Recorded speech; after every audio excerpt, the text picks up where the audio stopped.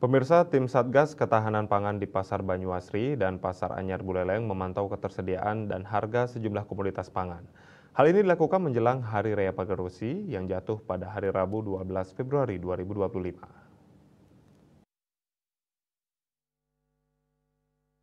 Tim Satgas Ketahanan Pangan yang dipimpin oleh Nimade Atmadewi selaku analis ketahanan pangan Dinas Ketahanan Pangan Kabupaten Buleleng melakukan pemantauan stabilitas pasokan dan harga pangan menjelang Hari Raya Pagerwesi.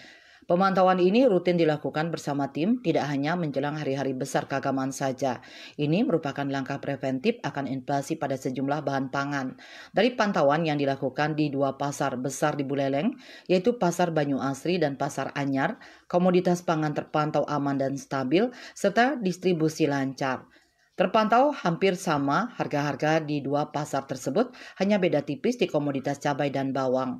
Diharapkan masyarakat tidak perlu khawatir akan kenaikan harga-harga pangan karena tim Satgas Ketahanan Pangan selalu memantau harga dan melakukan pengawasan distribusi bahan pangan sehingga stabilitas pangan masyarakat tetap terjaga. Yasri Yuli, Bali TV.